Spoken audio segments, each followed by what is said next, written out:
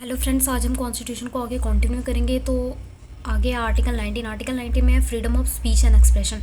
इसमें बताया गया हुआ है कि हम कुछ भी स्पीच दे सकते हैं और अपने व्यूज़ को एक्सप्रेस कर सकते हैं। चाहे हम गुड स्पीच भी दे सकते हैं और बैड स्पीच भी दे सकते हैं, और चाहे तो हम कुछ भी ना बोल सकते हैं, हमको कुछ भी ना बोलने का भी राइट है। और हमको वन में एक्सप्रेस इवन हिज साइंस, और हम किसी भी अपने अपने व्यूज़ को किसी साइन से भी एक्सप्रेस कर सकते हैं। ठीक है। फिर उसके बाद है कि हमको क्या है, हम किसी ड्रामेटिक परफॉर्मेंस भी कर सकते हैं। इसका मतलब है कि हम जैसे कि कोई फ़िल्म बनाता है, तो अगर कोई फ़िल्म बनाता है तो उसको ये माना जाता है कि ये उसको भी व्यूज़ एक्सप्रेस करने में आता है, या कोई गाना गाता है, डांस करता है, ये भी एक्सप्रेस करने में भी आ जाता है। और freedom includes the right of communicate through media. हम किसी भी मीडिया पे जाके अपने व्यूज़ को एक्सप्रेस कर सकते हैं, चाहे प्रिंट के द्वारा या इलेक्ट्रॉनिक या ऑडियो विजुअल्स मोड में, या फिर प्रिंट करवा के, या फिर इलेक्ट्रॉनिकली कुछ बोल के, या फिर ऑडियो के द्वारा हम अपने व्यूज़ को एक्सप्रेस करवा सकते हैं। ठीक है। उसके बाद बताया हुआ है, या फिर बोल के बोल सकते हैं, या तो लिख के भी बता सकते हैं, या किसी पिक्चर के द्वारा भी, पिक्चर के मोड से भी हम अपने बात को एक्सप्रेस कर सकते हैं। ये हमारा राइट है।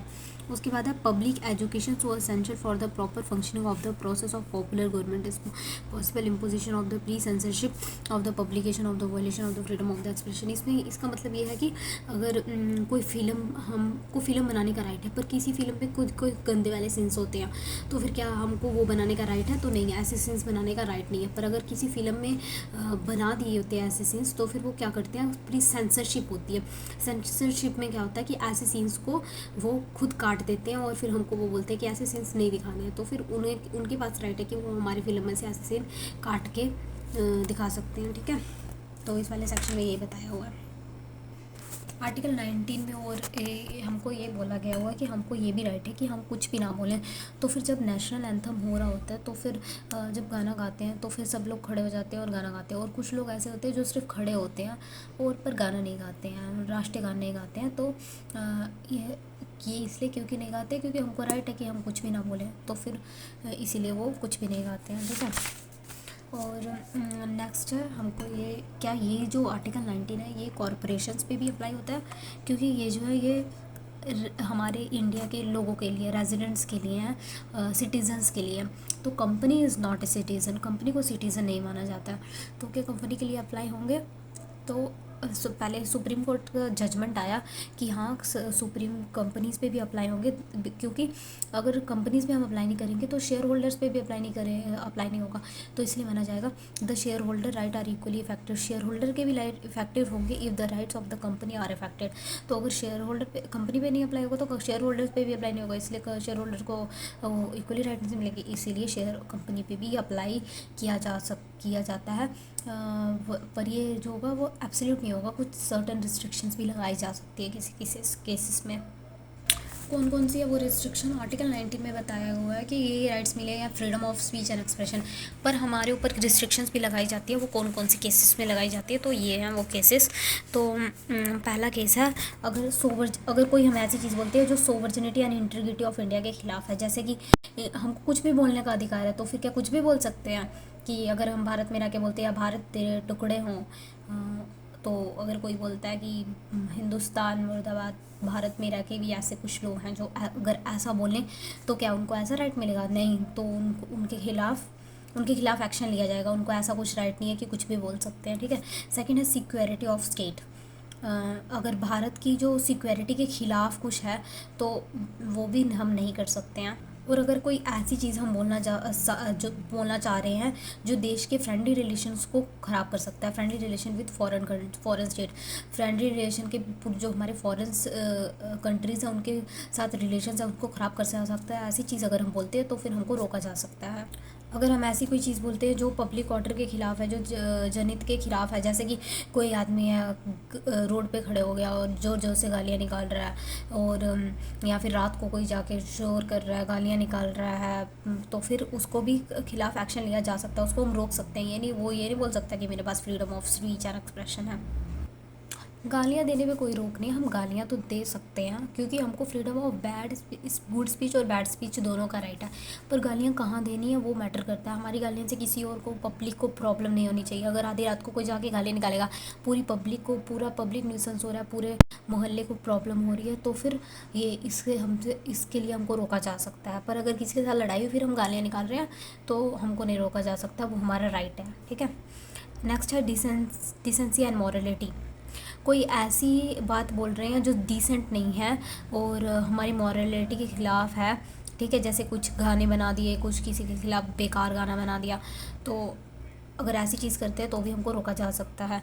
नेक्स्ट है कंटेम्प्ट ऑफ कोर्ट। अगर कोर्ट के खिलाफ़ गलत चीज़ बोल रहे हैं, कोर्ट के पास जाके बोल रहे हैं तुम अपना ठीक से काम नहीं करते हो, तुम ये मतलब कि कोर्ट, पूरी जनता के सामने कोर्ट के खिलाफ़ गलत बोले जा रहे हैं, तो भी हमको रोका जा सकता है, ठीक है। नेक्स्ट है कंटेम्प्ट ऑफ कोर्ट की बता दी मैंने। डिफेमेशन मतलब है किसी के खिलाफ़ हम किसी को बदनाम कर रहे हैं, किसी की इज्जत के साथ बदनामी कर रहे हैं उसकी, मतलब कि जैसे किसी के, या फिर उसके लिए हमने कोई ऑडियो से किसी की बदनामी कर रहे हैं, या तो उसके खिलाफ़ कुछ हमने बुरा भला लिख दिया और पब्लिक में उसको बदनाम कर रहे जा रहे हैं, तो फिर उसको डिफेमेशन कहते हैं। मेरा मतलब किसी को बदनाम करना, तो उसके खिलाफ़ भी एक्शन लिया जा सकता है, ठीक है। नेक्स्ट है इंस्टाइटमेंट ऑफ टू एन ऑफेंस। इसका मतलब है कि हम किसी को उकसा रहे हैं कि तू गलत काम कर, हम किसी को उकसा रहे हैं कि तू जा, चल तू किसी का मर्डर कर दे, तू मर्डर कर दे, ऐसे करके किसी को बोल रहे हैं और उसने सच्ची में मर्डर कर दिया, तो फिर उसके बाद में हमको कोर्ट जो है वो, पुलिस जो है वो हमको पकड़ सकती है। बाद में ये नहीं हम बोल सकते कि हमारे पास freedom of speech and expression है, हमने तो बोल दिया, अब उसने सच्ची में कर दिया तो मेरी क्या गलती है, तो ऐसा नहीं हो सकता। हमको क्या बोलना है इसका हमें पूरा ध्यान रखना पड़ेगा। नेक्स्ट है फ्रीडम ऑफ असेंबली। मतलब कि हम साथ में मिल के एसोसिएशन बना सकते हैं, मतलब कि कुछ लोग साथ में मिल सकते हैं। तो मिलने का मतलब है कि हम साथ में मिल तो सकते हैं पर पीसफुली मिल सकते हैं, ये नहीं कि लड़ाई झगड़ा करने के लिए मिल सकते हैं, पीसफुली मिल सकते हैं। और साथ में विदाउट आर्म्स, मतलब कि हमको विदाउट आर्म्स, हथियारों के बिना मिलना होगा। और मिलने के लिए वो देश की सोवरजेनिटी और इंटीग्रिटी के खिलाफ़ नहीं होना चाहिए और पब्लिक ऑर्डर जनहित को कोई भी नुकसान नहीं होना चाहिए, तो ये मिल सकते हैं, ठीक है।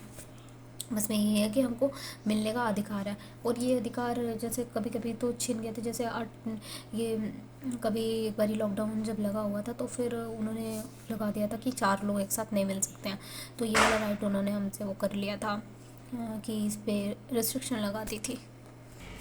नेक्स्ट है freedom of association. The freedom of association includes the freedom to hold meetings and take out the position without arms.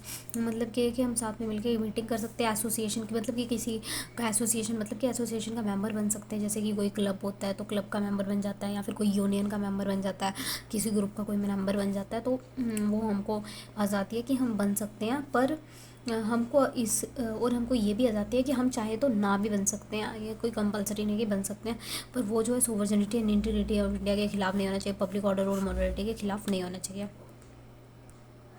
Next है फ्रीडम ऑफ मूवमेंट, कि हमको जहाँ मर्ज़ी हम देश के कोने में वहाँ हम जा सके रह सकते हैं, ठीक है। Freedom to move freely throughout the territory of India.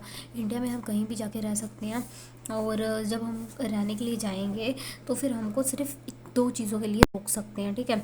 अगर वो पब्लिक के इंटरेस्ट के, जनरल पब्लिक की, जैसे कोरोना में रोका गया था कि हम, क्योंकि कोरोना बहुत ज़्यादा फैल गया था, उसके लिए the protection of the interest of scheduled tribe, इन दोनों केसेस में हमको रोका जा सकता है। और नेक्स्ट है फ्रीडम ऑफ रेजिडेंस।